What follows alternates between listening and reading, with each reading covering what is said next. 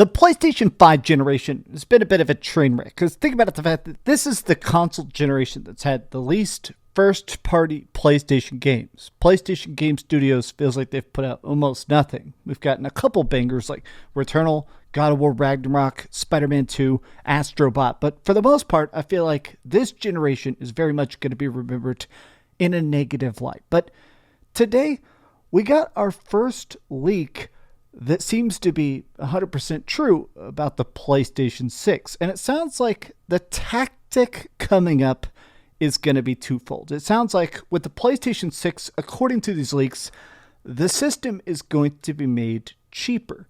Like they're actually going to try and make the next generation lower cost and also have a handheld. Now, these leaks we're talking about today are coming from Moore's Law is Dead. This guy's actually done a bunch of different leaks. In fact, some of his videos have been so accurate, Sony has taken them down because he's literally leaked actual dead accurate information, and Sony lawyers got pissed. But let's talk about these leaks today because a lot of people are kind of picking apart whether this idea of a PS5 Pro is going to be good as a PlayStation 6. Let's break it down. Hi, hope you're having a great day. I am DreamcastGuy, and if you could, please give this video a like and subscribe if you haven't already. Okay, now, these specs are very strange because this guy is the thing where his last big leak was at the PS5 Pro specs, and they were 100% accurate. Like, every single part of it was 100% accurate. Now, we have a lot of numbers to go through, but this leak is very interesting because it's two separate things at once. It's the PS6 handheld, and it's also the PlayStation 6 itself. Now, these are going to be separate systems. According to these leaks, they're trying to get it ready to go by late 2027 or early 2028, which is surprisingly soon. It is weird to kind of consider the fact that the PlayStation 5 generation, even though this was 7 years long, it still feels short because typically when it comes to PlayStation generations especially, I feel like we sort of measure time by exclusives. The amount of time between Infamous Second Son and the God of War reboot and stuff. It feels like this generation, we're remembering stuff like Concord more than the next Last of Us Part 3 or something like that. But now, a lot of this stuff is very, very technical. I want to go through the parts of this that are less technical, but before I actually filmed this video, I talked to a buddy of mine who actually does a lot of that tech stuff for me. I've got a guy who basically helps design my computers and do all the stuff that really I'm not the best at. And I asked him specifically, I actually sent him this list of stuff about the PlayStation 6 specs, and I said, how good is this? How mind-blowing is this? Is the PlayStation 6 really that big of a leap over the PlayStation 5? And he actually replied this: Zen 6 doesn't even exist yet, so presumably this will be quite a decent upgrade considering the PS5 Pro, the PS5 itself is a Zen 2 core. Think AMD CPUs from 2019, a current PC on Zen 5. I personally went from Zen 2 to Zen 4, and that was pretty huge, while Zen 5 was a decent upgrade. So it does sound like this is going to be a pretty big leap. But also, more and more, Moore's Law is dying, so it's about new technologies usually. Now, Moore's Law is actually an old tech theory, which is the fact that basically technology doubles every 6 years. This is like an old sort of like computing tech. Originally, computers used to be the size of entire warehouses to do a simple computation, but they got better, faster, and smaller, especially with the invention of microchip and better transistors and stuff.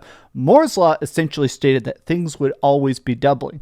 But we've been getting to this point where we're sort of bumping up against the edges of current technological advancement. I mean, we've heard a certain amount of efficiency in graphics. It does seem like the PlayStation 6 can't be double the power of the PlayStation 5. It's just not really going to be possible unless it's 12 years in the future. You know, PlayStation 1 to PlayStation 2, graphics were twice as good. PS2 to PS3, graphics were twice as good. We've been able to hit that each generation beforehand, but with the PlayStation 6, it's just not going to be able to be done. Okay, here's the thing some people have been talking about. 106 watt total power motherboard seems lower than the PS5, which is good.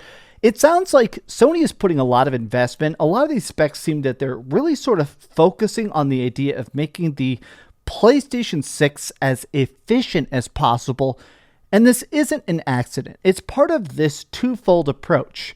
When the PlayStation 6 comes out, there's also going to be a PlayStation 6 handheld. Now, they're calling it the PS6 hand. It sounds like it's going to be able to stream PlayStation 6 games to it, but it will be able to install PlayStation 4 and PlayStation 5 games and play them natively. You can see here a lot of the stuff about this. Sounds like it's pretty dang strong. Should be able to beat the ROG Ally X, which is coming out later this year. That's like the new Xbox handheld, giant air quotes. Backwards compatible with PS5 and PS4. Also will have an MSD slot, M2 SSD slot, meaning that basically it sounds like you'll be able to literally take your current memory card from your PlayStation 5 with all your games installed and immediately plug it into this and it'll play it. It'll work completely. This is interesting, but a lot of people have basically said that the big hurdle with a lot of these handhelds is the ability to make them efficient power-wise, because nobody wants to have crazy graphics if the battery life is 90 minutes, right? That's part of the thing I haven't been loving about my Nintendo Switch 2 is that I find myself when I'm playing my Nintendo Switch 2 at the gym on the treadmill and stuff, I'm typically playing Balatro. I don't want to actually play a game with good graphics on the treadmill because it's going to sap the battery before I'm even done with my cardio. So it sounds like they're trying to make the PlayStation 6 more efficient so the PlayStation 6 handheld can be more efficient. Now, the other parts of this, though, is that it really just makes it sound like a lot of the numbers in here are stuff that we know is in development, but just isn't out yet, right? Interesting, the dude was talking about AMD trying to convince PlayStation to share a PC board, probably to make it cheaper in bulk. A portable with half the CPU power, count all 9% of the power. So this is one of the things. Now, I do want to make it out. My buddy told me that I'm supposed to say he just woke up.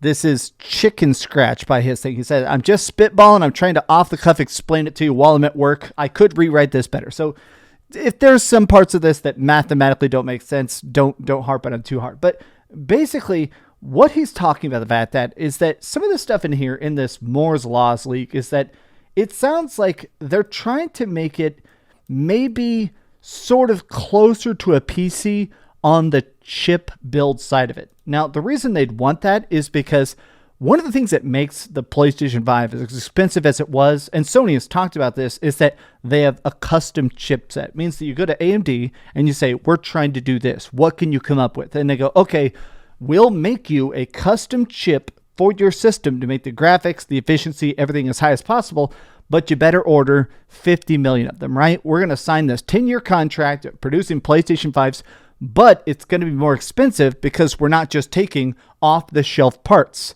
It sounds like Sony is talking to them and saying, okay, what is going to be the next AMD chipset? What is going to be the next AMD board that is going to be used in PCs? How can we get that and adapt it to the PlayStation 6? That way, producing the PlayStation 6 is as cheap as it possibly can be. We want the graphics to be good. We want the games to be good, but we don't want to have a $1,000 console. Now, why do I mention $1,000? There have been a lot of leaks about the fact that the Xbox, the next-gen Xbox, it sounds like Microsoft is in a big rush. They're very much trying to get it out the door. In fact, we've even already seen Xbox has released official cryptic statement. Sarah Bond, the president of Xbox and stuff, has even come out and said, yes, we're working on next-gen. Yes, next-gen is coming sooner than you think.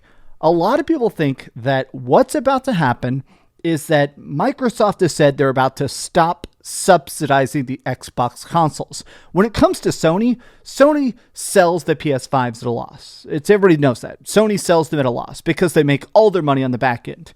Everything that sells on a PlayStation, they get a 30% cut, whether it is Fortnite, V-Bucks, or you're buying something first party, or you're buying Assassin's Creed Shadows. Everything makes PlayStation money. And they've said they've made now more money on the PlayStation 5 than any other console generation. It means that they don't mind selling the PlayStation 5 up front at a loss because they know they're going to make it back on the back end. Whereas Xbox has said they no longer have that. Nobody's really buying games on the Xbox console. Nobody's even buying third-party stuff on the Xbox console. So they've said specifically, we're going to stop subsidizing the Xbox. If it cost us $800 to make, we're going to sell it to you for $800. It's not going to be $700. We're not going to take a loss. So a lot of people have been basically saying that if the next-gen Xbox is even roughly this power, it's probably going to be about $1,000. Yes, the number is fantastic. Yes, that number is huge, but there is talks that the next-gen Xbox very likely is going to be $1,000. So some people are saying, okay, what if this is the strategy? There's a heavy emphasis on cost cutting. They're trying to make the PlayStation 6 literally as cheap as they possibly can. So this would be a pretty brilliant checkmate. Xbox comes out first. The next-gen Xbox is $1,000. Next-gen Xbox, apparently the rumors are saying that it's going to be a micro PC. It's actually going to play Steam games. It's going to have Xbox storefront, Blizzard launcher and stuff inside the console itself. So it is going to be literally a standalone PC with a controller and stuff like that. But it's going to be very expensive. So it would be interesting if PlayStation comes out right after that and says, hey, nice try. Here is how our system's going to be. Some of the talk is that they're trying to make it cheaper than the PS5 Pro. This to me would be insane. If they come out and say, this is the PlayStation 6, it's $600, it would break the internet in half. A lot of these numbers and stuff, as crazy as it is, I'm excited to see what it actually turns into. Basically, it's a bunch of technologies we have no benchmarks for yet, and we don't know what it means, but it's 4 generations of CPU over the PS5 and 3 generations over the CPU, or the GPU. I also just realized PS5 and Steam Deck have very similar architecture scaling with power. This is very, very good.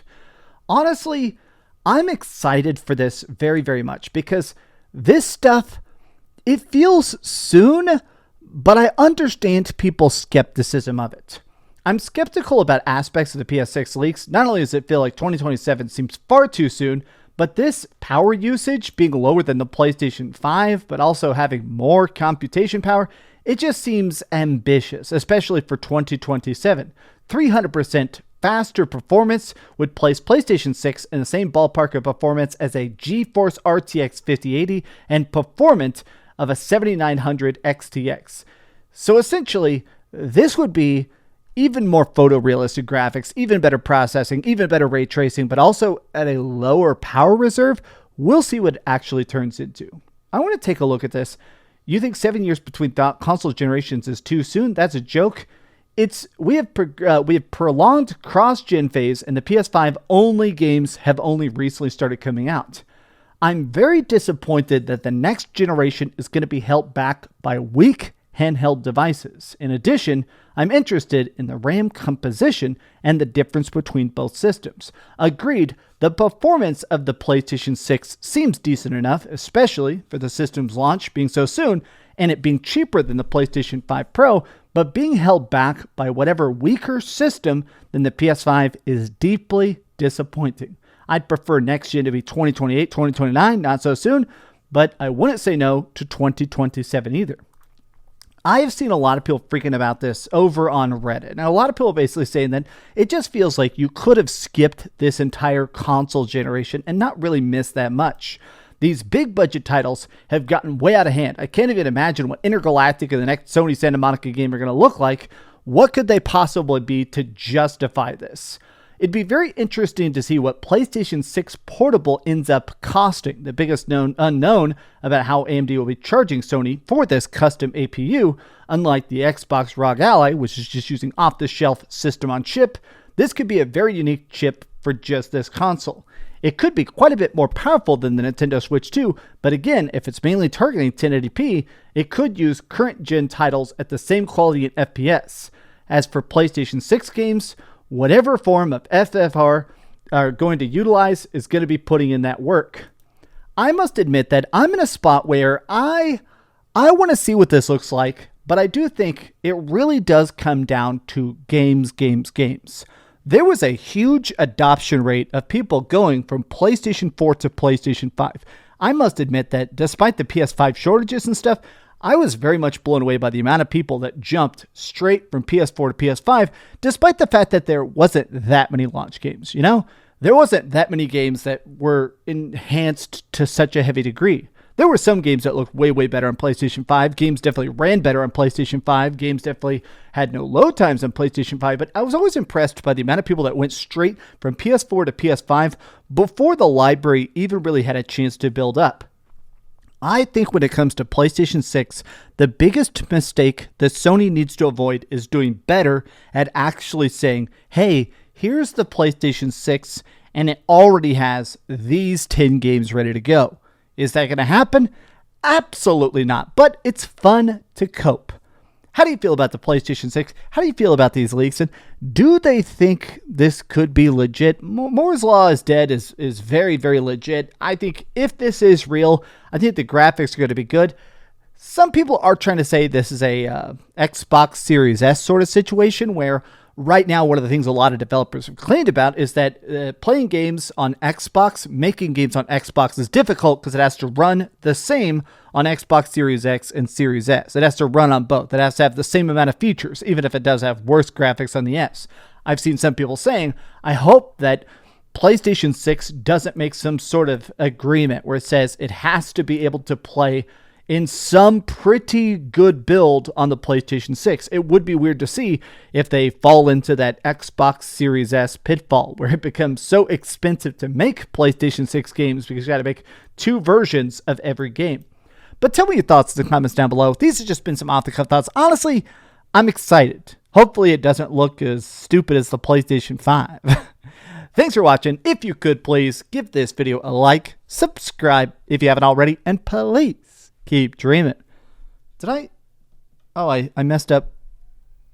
Sometimes my desk, I have to make it go all the way down. You're seeing how fat my titties are. Look at this. Come on. Okay, now I can raise it back up, right? There we go. Oh no, it's stuck down. There we go. There we go. Sometimes about once a month it'll make me put it all the way down before I can raise it up. Now I'm better. Oh god, the top of my head was getting cut off that whole video. You'll forgive me. Thanks so much for watching that video. If you want to see something else, you can always click this link to see what I put up last, or, subscribe and see what's coming up next. Also, I promise that whatever I do, it'll try not to suck.